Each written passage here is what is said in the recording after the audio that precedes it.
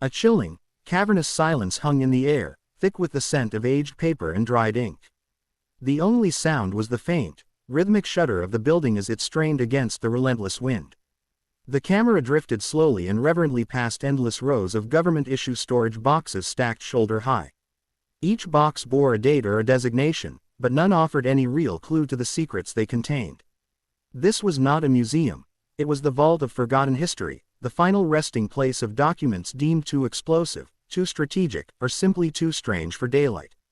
The camera stopped on a section of shelves where the boxes were blank and unmarked, gathering a deeper layer of dust than the rest. The narrator's voice filled the silence with a deep, resonant gravity. World War II was filled with hidden heroes, men and women whose courage was measured not by bullets or bayonets, but by the relentless ticking of a clock and the dizzying complexity of mathematics. They fought a war of shadows, where every victory was silent and every name was immediately placed under the deepest shroud of secrecy. But there was one man whose story eclipsed them all, a man so crucial to the Allied cause, yet so dangerously entangled with forces no one fully understood, that when the victory parades marched and medals were pinned, his entire existence was meticulously erased. His files were not merely classified, they were vaporized. For half a century, he existed only as an absence, a blank space, a missing variable in the vast equation of the war. The pattern seeker. The scene shifted abruptly. The dusty archives dissolved into the honeyed glow of gaslight reflecting off ancient stone and polished mahogany. It was Cambridge, 1938. The air was cool, intellectual, untouched by the storm building over Europe. In a cluttered study overflowing with books and loose-leaf papers, a young man huddled over a table. Arthur Graves was 22, already showing the slight stoop of a person who spent more time studying patterns on paper than looking toward the horizon. His thinning hair and perpetually slipping spectacles gave him an unremarkable appearance, but his mind was a cathedral of strange and intricate ability. Arthur was not studying the polite mathematical pursuits popular among his peers. He was captivated by the mathematics of noise and chance, those deceptive borderlands where true randomness pretended to contain structure, and where structure disguised itself as randomness. While others wrestled with established theories, Arthur hunted anomalies. He searched for the faint tremors within large systems, the minuscule disruptions that hinted at something larger beneath the surface. One afternoon, Professor Alistair Vance stood in the doorway, watching Arthur scratch symbols across several overlapping pages. Arthur was mapping word-length frequencies in a 19th-century novel against the distribution of prime numbers. To any other mathematician, it would have appeared absurd. To Arthur, it made perfect sense. Vance whispered to a colleague beside him. "Look at him. It's not intelligence. It's something else entirely. He doesn't solve patterns, he feels them. He doesn't see the trees, he sees the invisible nervous system of the forest." Arthur's doctoral thesis would soon stun the academic community. He had developed a non-Euclidean model capable of predicting sudden collapses in stock market behavior, based purely on detecting faint, statistically insignificant ripples in background noise. His ability to detect weak signals buried in overwhelming complexity was so specialized that it bordered on the uncanny. In peaceful Cambridge, he was merely a brilliant oddity. In the shadow of an approaching war, he was something far more valuable. The classified offer. The knock came precisely at 3 in the afternoon, disturbing the cloistered quiet of the college. Arthur opened the door to find two strangers, impeccably dressed, their posture too rigid, their expressions too neutral to belong to the academic world. They introduced themselves as Mr. Davies and Mr. Stewart from the Foreign Office. The conversation that followed was not an interview, it was confirmation that someone, somewhere, had been watching Arthur for some time. "Mr. Graves," Davies said in a low, measured voice, "your professors speak highly of your ability to recognize significant anomalies in large statistical environments. Your work on what you call structured randomness is of particular interest to His Majesty's government." Arthur replied with characteristic directness. "If this is about the market model, I should warn you it requires computational resources far beyond anything available. The data sets are enormous." Stewart offered a faint smile. "Our interest is not in pounds sterling, Mr. Graves, but in German marks. We believe you have an ability to perceive a needle before it has even been made. There is a facility, a country estate, where we are assembling exceptional individuals. People who are attempting to read the enemy's thoughts before those thoughts fully form. They laid out their proposal. Leave Cambridge at once, sign the Official Secrets Act, and report to an address near Bletchley Park. They did not mention the word enigma. They did not say, decode. They spoke only of pattern recognition and threat detection. As they stood to leave, Arthur finally voiced the question gnawing at him. I am a niche mathematician. There are dozens here far better suited for cryptographic work. Why me? Why was my thesis singled out? Davies met his gaze with unsettling calm. You are correct. You were not recruited for your intelligence alone. You were recruited because someone already understood that your specific talents would be required. Instructions regarding your recruitment were set in motion long before you completed your thesis. Arthur stood in stunned silence long after they left. For the first time in his life, he felt truly cold. He had not been chosen for an opportunity. He had been claimed for a purpose. He realized that he wasn't embarking on a career. He was walking into a prophecy whose origin he could not begin to understand. Part 1 ending. Arthur packed a small suitcase and a briefcase full of strange, abstract calculations. He told his landlady he was leaving for a temporary post in Edinburgh. He was, in truth, stepping into a world that would erase every trace of his past. His recruitment was not an accident. It was a quiet, urgent response to a threat that had not yet materialized, a threat that existed only in the faint, terrifying geometry of probability. Part 2. Enigma and the First Trace. The narrator's tone sharpened, shifting from mystery to meticulous technical focus. Bletchley Park, known to a select few as Station X, looked like any other country estate. Rolling lawns, Victorian brickwork, peaceful gardens. But inside, it was the central nervous system of the Allied war effort. Electric cables snaked under wooden floorboards. Typewriters clattered through the night. Young men and women worked in shifts so long they lost track of the day. Arthur Graves was thrown into the storm the moment he arrived. The air inside the huts carried the smell of ozone, hot metal, and constant tension. And at the center of it all loomed the German Enigma machine. The narrator described it like a mythic adversary. The Enigma took a single keypress and sent it through a shifting labyrinth of rotating wheels, electrical paths, and a tangle of rewired circuits. Every time a letter was typed, the machine rewired itself into a new configuration. With its standard 3-wheel setup, the number of possible daily key settings surpassed 1.5 quintillion.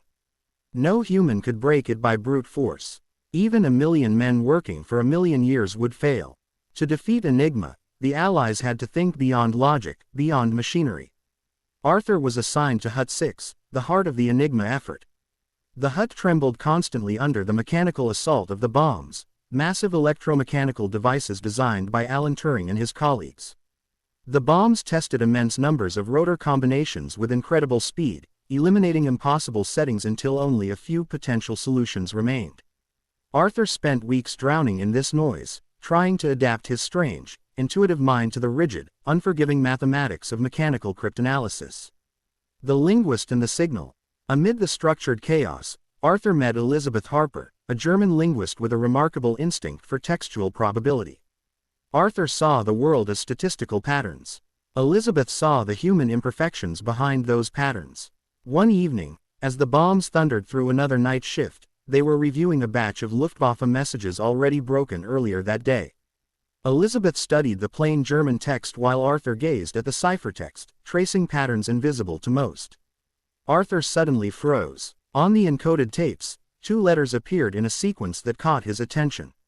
In 3 unrelated messages, separated by 2 days, the same 2-letter combination recurred at precisely the wrong frequency. Not by much, just enough to disturb the natural randomness. It was a deviation so small that it would have meant nothing to anyone else. To Arthur, it meant everything. Elizabeth examined the tapes but saw nothing unusual. He explained that its repetition was statistically implausible, not impossible, but suspicious. It was like finding 3 identical snowflakes on 3 separate days. Nature allowed it, but chance resisted it. For the next week, they combed through hundreds of intercepts. Arthur's calculations were painstaking, performed by hand and slide rule. But the anomaly reappeared in multiple messages from a single German division. Too consistent, too subtle, too deliberate. This was no flaw in the Enigma. It was a human hand bending the machine. The narrator's voice lowered. Enigma was designed to be perfect. But Arthur Graves saw what no one else could. The faint ripples created when a human being tampered with mathematical chaos. Arthur stood up, pale but electrified by realization. This was not a random quirk. It was a signature, a deliberate marker hidden inside the machine's own noise. He leaned close to Elizabeth and whispered with quiet urgency. Someone inside the German High Command is using Enigma itself to send secret signals. Not through the message, through the mathematics of the encryption. They are burying a message inside the noise. And they know that only one person in the world would ever notice. The realization that settled over Arthur Graves and Elizabeth Harper was both electrifying and terrifying. The brilliance of Bletchley Park had always been grounded in the belief that codebreaking was a battle of minds against a machine. But now Arthur's meticulous, almost obsessive attention to the faint musicality embedded within the ciphertext had revealed a truth far more dangerous. They were not fighting a machine at all. They were in communication with a man. A man operating deep inside the beating heart of the German war effort, a phantom working at a lethal remove. The architecture of treason. The first clue had been the recurring statistical anomaly, the improbably frequent appearance of the digraph XZ, well outside its expected distribution. That tiny deviation had been the pinprick of light. Now, Arthur was constructing the entire dark landscape around it. His days were consumed by work in Hut 6, but no longer was he focused on cracking the daily Enigma settings. His attention had shifted to the hidden author concealed within the encryption itself. His theory was as bold as it was unthinkable. A senior German officer, almost certainly a member of the Luftwaffe's Strategic Communications or Planning Division, was leaking intelligence to the Allies. And he was not doing it through a radio transmitter, a courier, or a clandestine drop. Instead, he was using the labyrinthine complexity of the Enigma system as his mask. Arthur explained his hypothesis to Elizabeth as he sketched furiously across a page. The officer could not alter the day's rotor settings or tamper with the plugboard configuration. Those were fixed across the entire network. But he could manipulate the structure of the message he entered into the machine. By inserting pre-planned, statistically weighted padding, additional characters or redundant phrases, he could ensure that once the message passed through that day's unique sequence of Enigma wiring, it would produce a distinctive, statistically anomalous pattern.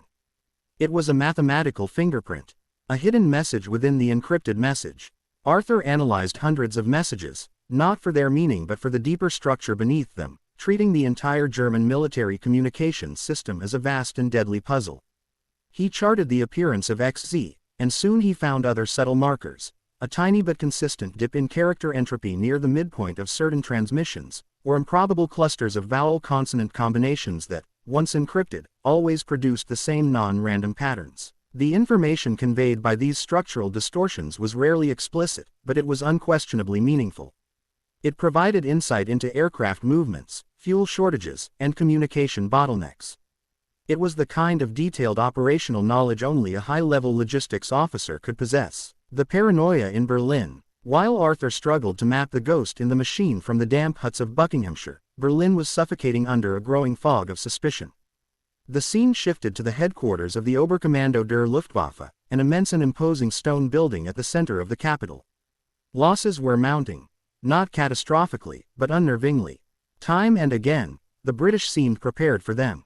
U-boat packs were intercepted by escort ships that should never have known their routes. Luftwaffe raids met fierce and inexplicable RAF resistance over targets that were supposed to be struck by surprise. In a stifling office lined with dark wood paneling, General Erich Kessler slammed his fist against a map. It cannot be. The Enigma cipher is secure. We have changed the rotor sequences, rotated the operators, even implemented the 4 rotor machines. And yet the British continue to anticipate us. They are not guessing. They are reading us. The Sicherheitsdienst, the SS intelligence arm, was quietly deployed to hunt for the leak.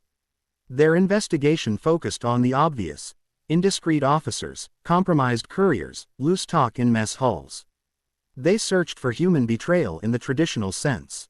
But they found nothing. They never suspected that the traitor communicated his sabotage in the pure, abstract language of statistical disturbance, something no one in the SD was equipped to recognize.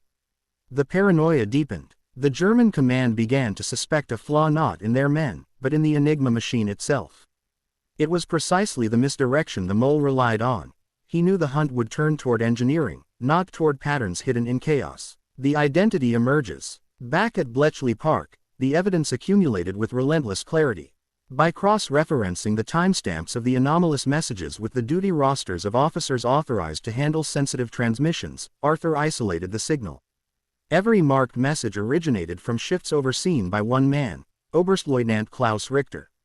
Richter served as a senior communications officer within the Luftwaffe's logistics division, responsible for collating and routing operational orders across the Western Front and the Atlantic.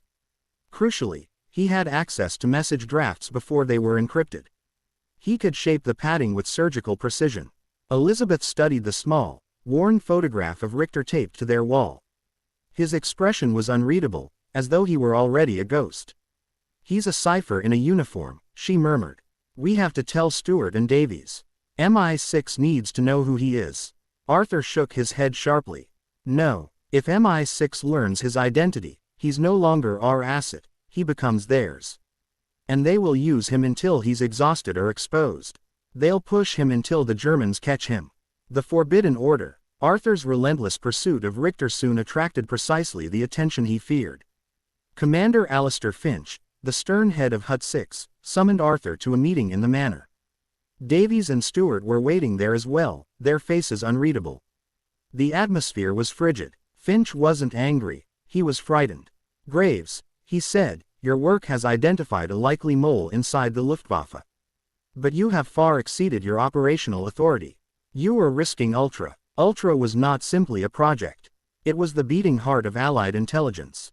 If the Germans ever suspected Enigma had been compromised, they would overhaul the system completely, and the Allies would lose their most decisive advantage." Stewart delivered the verdict in a voice colder than steel. "Your investigations threaten the secrecy that protects Ultra. If the Germans discover this pattern, they will find Richter, and they will understand how we detected him. We can afford to lose raids. We cannot afford to lose Ultra. You were ordered to halt all investigation immediately. All files on Klaus Richter are to be sealed and transferred to MI6. Arthur stood before them, trembling not with fear but with conviction. "You misunderstand. Richter is not simply leaking information. He is guiding us. He is not a reluctant asset. He is an active, deliberate saboteur. You want to drop him because you fear risk. I want to protect him because he offers something beyond Ultra. He provides preemption. He offers foresight. He refused the order." That night, under the veil of secrecy meant to protect Britain, Arthur Graves went rogue. The unthinkable prediction. 2 days later, Arthur and Elizabeth were reviewing a batch of routine weather reports. Elizabeth noticed something odd in one of them.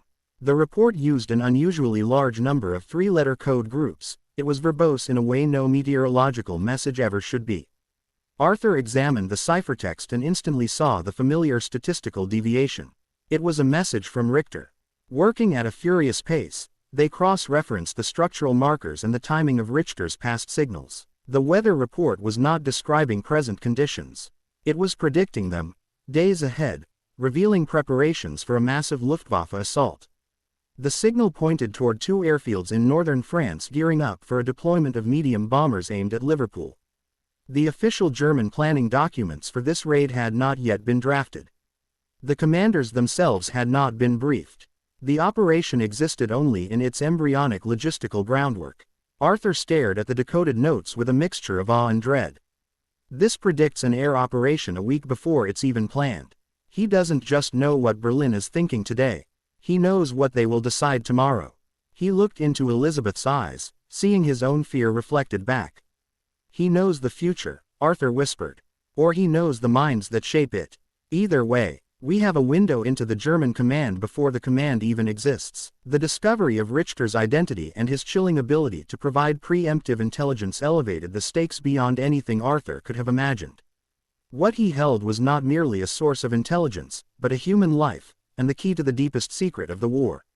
The calculus of sabotage. Arthur reconstructed Richter's signaling history and saw a pattern emerge. Richter was careful. He never provided intelligence that would cause catastrophic destruction. That would be too suspicious. Instead, his signals guided the Allies to deliver small but consistent blows. Fuel contamination that weakened U-boat patrols without wiping them out entirely. Communication flaws that caused units to arrive late, missing critical opportunities. The Liverpool raid was not exposed outright. Rather, the data provided allowed the RAF to prepare a perfect trap without revealing the Germans' target.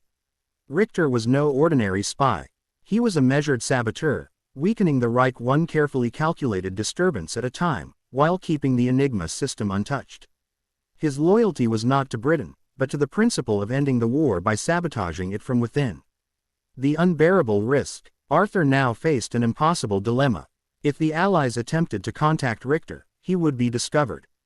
German counterintelligence was brutal in its efficiency. One misstep would end him. If Arthur revealed Richter to MI6, they would exploit him until he was exposed or killed. They would drain him for short-term strategic gain, regardless of the long-term cost. They would treat him as a tool, Arthur muttered to Elizabeth. They would burn him alive for a marginal advantage. Elizabeth agreed. She saw the human behind the numbers. So while RAF squadrons quietly mobilized to intercept the Liverpool raid, Arthur and Elizabeth concealed the source of the intelligence, the man who had risked everything to send it. At the height of the preparations, Arthur intercepted a mundane logistics message routed through a separate network.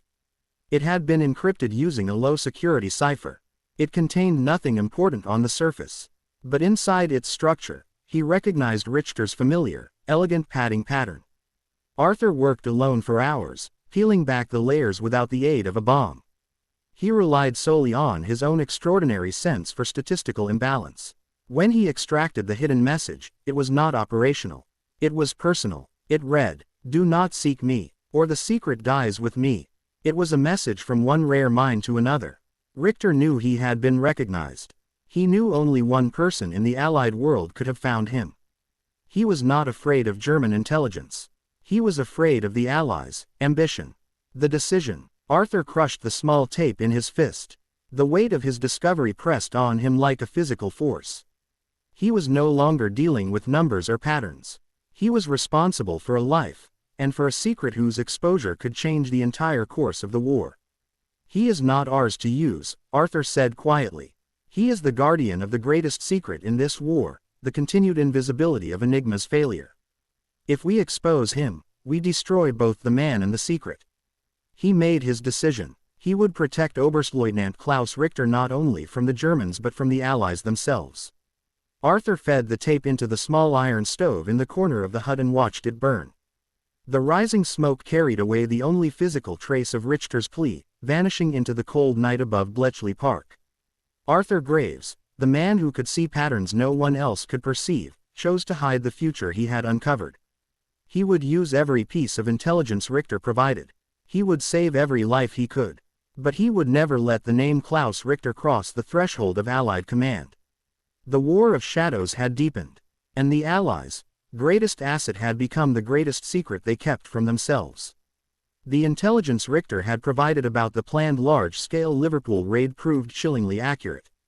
The RAF, pre-warned by Arthur's discreet communication of the timing and logistics, stripped bare of any reference to Richter or the anomalous cipher, was able to meet the Luftwaffe formations over the Irish Sea with devastating success. Hundreds of British lives were saved, dozens of bombers were destroyed, and the port of Liverpool remained functional. The success reinforced Arthur's belief that his clandestine arrangement was working. But operational success bred complacency within Arthur's protective bubble. He was so focused on Richter's recurring pattern, the precise, statistically rare marker that signaled high-level logistical data, that he failed to account for the mole's need for occasional security silence. Klaus Richter, the high-ranking German officer, understood the rhythm of espionage better than Arthur, the academic. He knew that any consistent pattern, even one mathematically designed to be invisible, needed periodic interruption. He needed to disappear briefly back into the noise, to throw off any low-level counter-analysis the SD might be performing. For 3 critical days in late November 1940, the familiar signature of the mole vanished from the German traffic. Arthur dismissed it, classifying the void as necessary field silence, a standard procedure for a high-value asset. He reassured Commander Finch that, while quiet, the overall intelligence picture remained stable. But Richter was silent because he was handling an operation too sensitive to touch, an operation that would not be processed through his usual logistics unit. It was an operation handed directly to the field. The missing signal. On the night of November 25th, the industrial city of Coventry, a vital hub of aircraft and munitions production in the British Midlands, was utterly obliterated. The raid, known as the Moonlight Sonata, involved a sustained, concentrated assault by 500 bombers, using new pathfinding technology to unleash a catastrophic firestorm. Over 500 civilians were killed, and the industrial heart of the city was shattered. The scale of the destruction was immediate, and the failure of British intelligence was undeniable. In Hut 6, the atmosphere went from tense exhaustion to paralyzing horror. The decoded, plaintext German messages detailing the success of the raid arrived the next morning, sickeningly accurate and comprehensive. Commander Finch shouting over the clatter of the bombs, "Why, Graves? Why did we have no preemption on Coventry?" The Luftwaffe's communication was normal, the volume was high, but we had no warning. Not a whisper. Arthur could offer no explanation that wouldn't betray Richter. He simply cited the normal operational variance and unforeseen strategic rerouting of Pathfinder units. He was lying, and he knew it. He had seen the void in the traffic, but he had chosen to interpret it as safety, not a warning. The reckoning. Elizabeth Harper found Arthur in their small, shared office later that day. The scent of burnt timber and loss seemed to cling to the reports piling up on their desks. She didn't shout. Her voice was dangerously flat, devoid of her usual warmth. "Elizabeth. The death toll is horrific, Arthur. And the production lines are crippled for 6 months. We were told last week the Luftwaffe was focusing entirely on port facilities, based on your analysis." Arthur, head in his hands, staring at a map of the Midlands. They changed the focus. "It was a tactical surprise. We can't get everything, Elizabeth. The noise is too great." "Elizabeth. The noise, Arthur. Or the silence. You've been tracking that ghost signal, that XZ signature, like a lifeline. It disappeared 3 days before Coventry. Did you report that silence? Did you flag the lack of a signal as a sign of imminent high-level danger?" Arthur remained silent, the admission hanging heavy in the air. Elizabeth walked to his desk, her voice cracking with fury and despair. "Elizabeth. You knew the risk of protecting him. You chose to protect his methods over anticipating a sudden change in strategy. You saved one man you admire. And you let hundreds of people die. Children, Arthur. This is war, not mathematics. The world doesn't care about statistical purity. It cares about survival." The words struck him with the cold precision of shrapnel. In his obsession with protecting the future viability of the mole, he had overlooked the deadly unpredictability of the present. He realized that Elizabeth had also seen the hole in the data, but had trusted him to report it. Broken by guilt, Arthur confessed everything. He told her about the personal ultimatum hidden in the low-grade cipher, the message, "Do not seek me."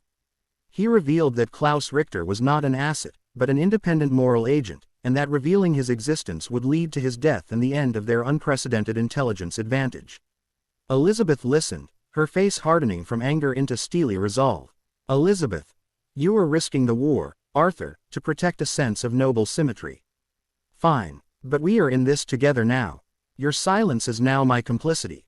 The new message. The tension within Hut 6 became a tangible, paralyzing force. Arthur and Elizabeth worked in a silent, shared guilt, processing the incoming German traffic with frantic precision. They knew the cost of failure. 2 days after the Coventry tragedy, a new message arrived. It was high-priority naval traffic, a stream of data so fast and dense it nearly burned out the bomb relays trying to cycle through the possibilities. Arthur immediately recognized the signature. Not the familiar XZ pattern, but a complex variant, a mathematically strained sequence that screamed of extreme urgency. Richter was breaking his own rules of silence to deliver a warning of unparalleled importance. Narrator. The contents of the message, once decrypted, were chilling. It detailed a massive, integrated German naval and air operation, Operation Rheinübung. Pride of the German fleet, the battleship Bismarck, was preparing to break out into the North Atlantic, tasked not just with sinking convoys, but with destroying the entire British supply chain with a single, massive psychological blow. If successful, it could starve Britain into submission and turn the tide of the war overnight. The intelligence was staggering in its scope. It named the accompanying cruiser, the planned route, and the dates of launch and likely interception. But the most critical part of the message, the precise position of the Bismarck during its final refueling phase, was heavily obscured. Richter had placed the location details under a new layer of mathematical protection, a secondary cipher system he used only for data that, if traced, would guarantee his immediate exposure. This secondary cipher wasn't an Enigma variant, it was a simple substitution cipher layered over the Enigma-generated ciphertext, making it invisible to the bombs and visible only to the man who designed it. Arthur immediately recognized the underlying mathematical logic. It was based on his own early pre-war work on non-Euclidean probability sequencing, the work that had first drawn MI6 to Cambridge. Richter was using Arthur's own academic theories to protect himself. The unbreakable lock. To decrypt the Bismarck's crucial position, Arthur needed to break this secondary cipher. And to break the secondary cipher, he needed the key. The key was not a word or a number. It was the sequence of keystrokes Richter used to pad the message, the exact string of garbage characters he had inputted into the Enigma machine before and after the vital coordinates. Richter had changed his padding sequence for this mission, making it unique and untraceable. To find that unique sequence, Arthur would have to run a full reverse cryptanalysis on the source message, a process that would force him to isolate every fingerprint left by the operator and the machine on that single intercept. This deep dive would pull the mask off every statistical camouflage Richter had created. The dilemma: save thousands of lives, prevent the greatest disaster of the war, and risk the total collapse of the ultra-secret, or save one loyal traitor, and allow the Bismarck to steam unchallenged into the Atlantic. Elizabeth, looking at the ticking clock, knowing they had hours, maybe less. Arthur, look at me. Thousands of lives. We have to make a choice. Now. Arthur sat before the printouts, the whirring of the bomb machinery now sounding like a choir of desperate voices. The chaos of war had distilled into a single, terrible equation. Arthur Graves, his voice a rasp, if I expose him, the Germans will know their machine is defeated, and they will change the cipher forever. We win the battle, Elizabeth, but we lose the war. Elizabeth, clapping her hand down on the printout, but if we lose the battle, if the Bismarck sinks the convoys, the war is over anyway. You have to break the lock, Arthur. Do your duty. Arthur looked at the sequence of garbled, meaningless characters that contained the key. He saw not the code, but the outline of Klaus Richter's face. He saw the cold logic of the man who chose silence over exposure. He saw the integrity of the greatest asset Britain had. He made his final decision. The fate of the war, the lives of thousands, and the identity of the highest-placed traitor in the Reich hung on a mathematical choice. Arthur Graves, the man of pure reason, had to choose between the immediate, brutal logic of battle and the profound, long-term integrity of the secret war. The final calculation. Arthur did not hesitate again. His guilt over Coventry was a cold, driving force. He bent over his desk, ignoring the thundering machinery of the bombs, and began the intricate, custom-designed process of reverse cryptanalysis. He found the key. The sequence was based on a Fibonacci spiral, shifted by the day of the week, a subtle joke only he and Richter, the kindred mathematical spirits, would appreciate. The crucial information was instantly available, the Bismarck's exact position and refueling rendezvous point.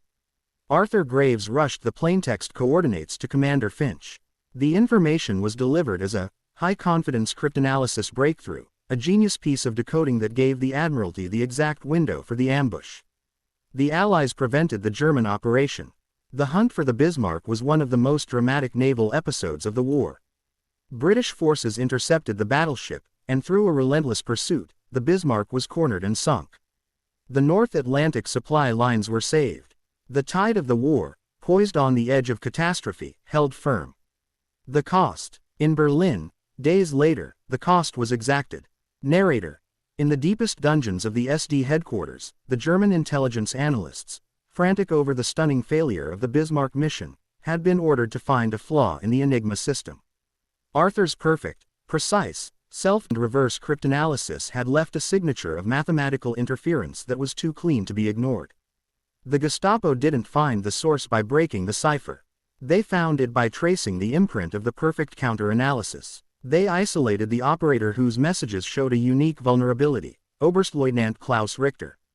Richter was arrested quietly, removed from his post without trial or public decree. His confession, if he gave one, was never recorded, his body was never recovered. His name was meticulously erased from the Luftwaffe roster, replaced by a simple, bureaucratic annotation, non-existent. Arthur Graves's brilliant, terrible calculation had saved the supply lines, saved Britain, and guaranteed the security of Ultra, but it had cost the life of the one man he had sworn to protect. The man who became a ghost. The war went on, and Bletchley Park continued its relentless work. But Arthur Graves's role was over. He had stepped too far outside the lines, and he knew too much. He knew the true, terrifying fragility of Ultra, and he was the only man who knew the name of the traitor who had almost risked it all. A month after the Bismarck's sinking, MI6 initiated a comprehensive, high-level directive. They did not punish Arthur. They simply erased him. Narrator. To protect the future of Ultra, to ensure that no record existed of the mole, the secondary cipher, or Arthur's unauthorized investigation, the government performed a surgical purge. Arthur Graves was medically discharged from service. His personnel file was voided. His mathematical contributions were retroactively credited to a committee of anonymous analysts. He was not a hero. He was a liability. Arthur Graves, the genius who saw patterns in chaos, the man who had defeated the Bismarck and preserved the world's most crucial secret, returned to Cambridge in 1941, a shell of himself. He never spoke of his time at Bletchley.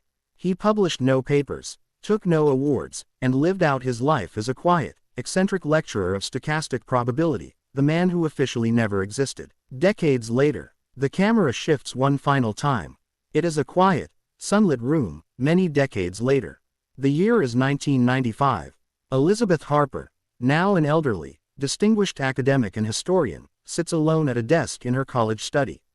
She has devoted her life to helping slowly, quietly declassify the history of Bletchley Park, a process that took half a century. On her desk is a slim, sealed folder, marked, Restricted Access, Final Declassification 1995. The only writing on the folder is a single, cryptic cipher sequence, a sequence that Arthur had shown her, a subtle hint that he had been forced to hide a deeper truth. She opens the file. Inside are the heavily redacted, almost entirely blank service records for a single man. She runs a wrinkled finger across the space where the name had been purged, then across the final, anonymous note confirming the successful outcome of the Bismarck mission. Elizabeth closes the file, a slow, knowing smile of profound sadness touching her lips. The sound of a key clicking on an old typewriter, the ghost of Hut 6, fills the silence. She whispers, her voice barely audible, "Elizabeth Harper. He saved thousands. But never wanted the world to know the cost. Or the name of the man who paid it." The camera slowly pulls back, focusing on the sealed file, the last piece of proof.